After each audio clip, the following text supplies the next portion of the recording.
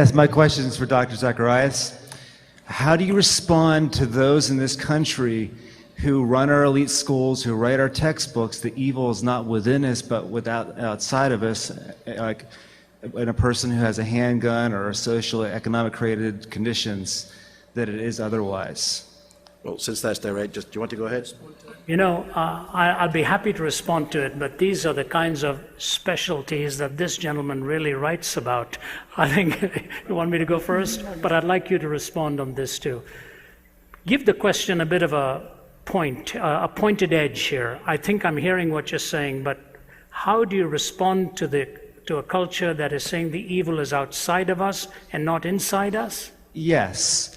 It seems my vague or little perspective of the universities, those who write all the textbooks end up in our elementary education schools do not hold a Judeo-Christian worldview anymore, and that our evil is, like President Obama said, it's in the streets. It's people who are poor because of people oppressing them, not so much something that comes from within a person. You know, then we should not be imprisoning people like Madoff and the head of Enron. We should be imprisoning their neighbors because of his environment that these people did such things.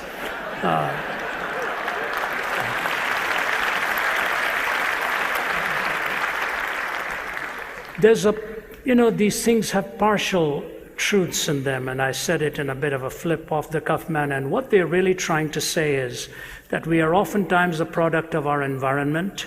And I won't name the countries, but my wife and I were visiting there where there's a constant war going on in the border there, and we were pointed to a man who took his 12-year-old son up to the hill every day. Every day. He would take his boy right from the time he was a little boy, take him up to the top of the hill and point to the country across the line there, and he said, your whole goal in life should be to kill as many of those people in that country as you possibly can. That is your purpose in life and why you are here. And you take a little boy by the hand, and day after day you pummel that kind of stuff into him. And then he wraps bombs around himself and blows himself up one day. You can see what they did with a young mind like that they ultimately radicalized and influenced and controlled. And the tragedy is that this is a deadly half-truth, but it is a half-truth all right. It is your environment and your upbringing has an awful lot to do with this. And so you watch the movies in our time.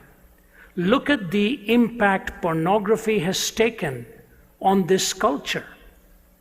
I'm dealing with it with young men all the time as I travel, and it is a horrific thing to be trapped by, because what it actually does is destroy personhood in the process and makes you pursue a feeling rather than even a person, because no one person can ultimately bring you the happiness. It's a feeling that you're in search of, and it'll never be parked in that feeling all the time. So the environment that is conditioning our minds is taking a heavy toll. But what is conditioning the environment? Are these minds also cumulatively just the product of all kinds of ideas? Does nobody ultimately have to take any responsibility?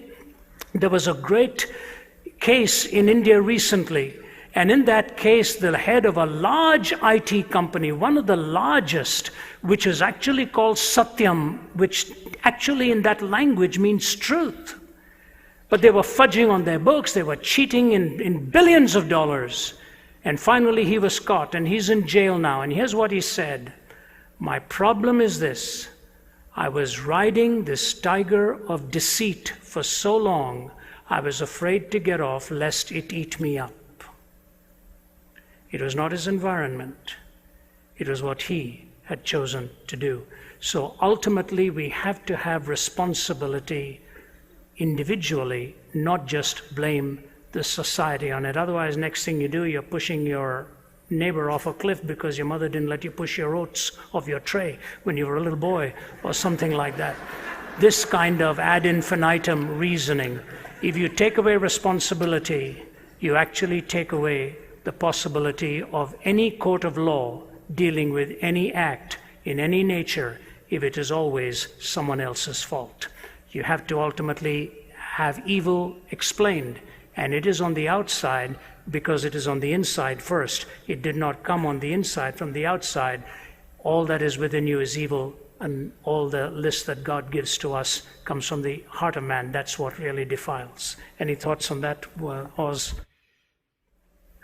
What you're describing is the fruits of the 18th century Enlightenment, which doesn't believe in evil, doesn't believe in sin or responsibility, so looks to things like more psychology, better politics, higher education, and this will solve the problem.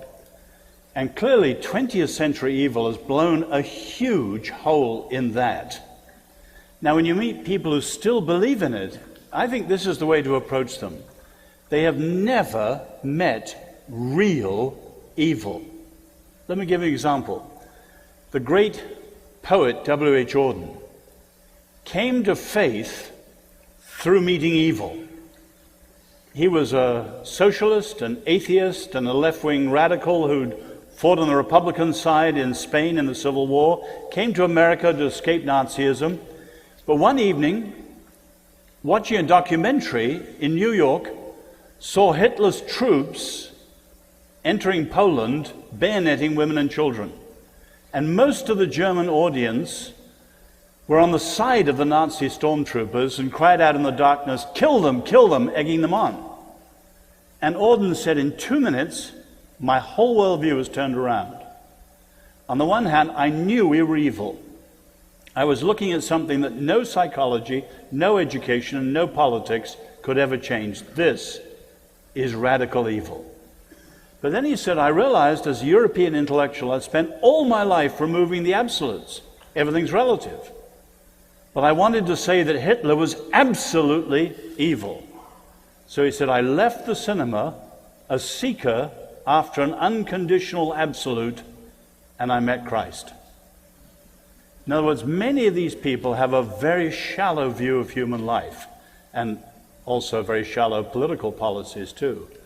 And it always runs aground on the rock of reality and real evil.